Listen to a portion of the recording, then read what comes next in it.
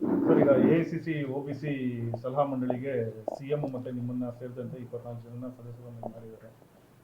Sir, ಯಾವ ತರ ಇದು ಕಾರ್ಯನಿರ್ವಹಿಸುತ್ತೆ ಈ ಮಂಡಳಿ? ಈಗ ಮೀಡಿಯಾದಲ್ಲಿ ಇಲ್ಲದಿರೋ ಸುಳ್ಳು ಸುದ್ದಿ ಹರಡಿಸ್ಬಿಟ್ಟಿದ್ದಾರೆ. ಆಲ್ ಇಂಡಿಯಾ ಕಾಂಗ್ರೆಸ್ ಕಮಿಟಿನಲ್ಲಿ 36 ಡಿಪಾರ್ಟ್ಮೆಂಟ್ಗಳಿದೆ. SC ST OBC ಮೈನಾರಿಟಿ ಮಹಿಳೆ ಅಂತೆಲ್ಲ. OBC ಡಿಪಾರ್ಟ್ಮೆಂಟಲ್ಲಿ ಅದರ ಚೇರ್ಮನ್ ಬಂದು ಅನಿಲ್ ಜೈಹಿಂದ್ ಅಂತೇಳಿ ಒಬ್ಬರು ಆ್ಯಕ್ಟಿವಿಸ್ಟ್ ಅವರು ಅವ್ರನ್ನ ಮಾಡಿದ್ದಾರೆ. ಅವ್ರ ಅಡಿಯಲ್ಲಿ ಒಂದು ಸಲಹಾ ಸಮಿತಿ ಅಂತೇಳಿ ಒಂದು ಮಾಡಿದ್ದೀವಿ. ಸಲಹಾ ಸಮಿತಿ ಏನು ಅಂದರೆ, ರಾಹುಲ್ ಗಾಂಧಿಯವರು ಕಾಸ್ಟ್ ಸೆನ್ಸಸ್ ಬಗ್ಗೆ ತೀವ್ರವಾದ ಹೋರಾಟ ಮಾಡಿ ಅದಕ್ಕೊಂದು ಜಯ ತಂದು ಕೊಟ್ಟಿದ್ದಾರೆ. ಮುಂದೆ ರೂಪುರೇಷೆಗಳು ಯಾವ ರೀತಿ ಇರಬೇಕು ಅನ್ನೋದನ್ನು ಚರ್ಚೆ ಮಾಡಲಿಕ್ಕೆ ಕರ್ನಾಟಕದಲ್ಲಿ ಮೊದಲನೇ ಮೀಟಿಂಗ್ ಮಾಡೋಣ. ಯಾಕಂದರೆ ಮುಖ್ಯಮಂತ್ರಿಗಳು ಈಗಾಗಲೇ ಜಾತಿ ಜನಗಣತಿ ವಿಚಾರದಲ್ಲಿ ಎಲ್ಲ ಮಾತಾಡಿದ್ದಾರೆ.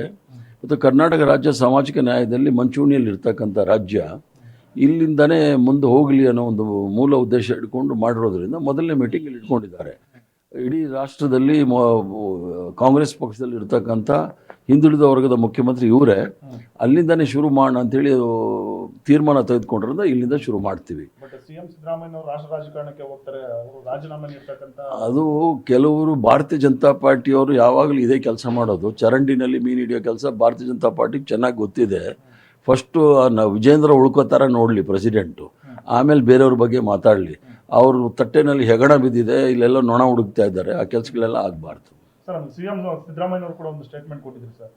ಈ ತರ ನನ್ನ ಹೆಸರು ಘೋಷಣೆ ಮಾಡಿರೋದ್ರ ಬಗ್ಗೆ ನನಗೆ ಮಾಹಿತಿನೇ ಇಲ್ಲ, ನನ್ನ ಜೊತೆ ಯಾವುದೇ ಚರ್ಚೆ ಹೈಕಮಾಂಡ್ ತೀರ್ಮಾನ ಮಾಡಿದೆ. ಹೈಕಮಾಂಡು ಚರ್ಚೆ ಮಾಡಿದಾರೋ ಇಲ್ವೋ ನನಗೆ ಗೊತ್ತಿಲ್ಲ. ಕಾಂಗ್ರೆಸ್ ಪಕ್ಷದ ತೀರ್ಮಾನ ಅದು. ಇಷ್ಟು ಜನ 24 ಜನ ಸಲಹಾ ಸಮಿತಿನಲ್ಲಿ ಇರ್ತಕ್ಕಂಥದ್ದು, ಅವ್ರಿಗೆ ಮಾಹಿತಿ ಬಂದಿರುತ್ತೆ. ಸರ್, ಆಮೇಲೆ ಈಗ ರಾಜಣ್ಣ ಸೇರಿದಂತೆ ಕೆಲವರೆಲ್ಲ ಈ ಸೆಪ್ಟೆಂಬರ್ ಕ್ರಾಂತಿ ಅಂತ ಇದ್ದಾರೆ. ಏನ್ ಸರ್, ಏನ್ ಕ್ರಾಂತಿ? ಸದ್ಯಕ್ಕೆ ಇಷ್ಟು ಮಾತ್ರ ಸಾಕು, OBC ಮಾತ್ರ ಸಾಕು. ಇನ್ನೊಂದಿನ ಮಾತಾಡೋಣ. ಅಲ್ಲ ಸರ್, ಆಮೇಲೆ ಇನ್ನು ಸರ್, ಈಗ ರಂಭಾಪುರಿ ಶ್ರೀಗಳು ಕೂಡ ಒಂದು ಮಾತು ಹೇಳಿದ್ದಾರೆ. ಅದೆಲ್ಲ ಬೇಡ. ಈಗ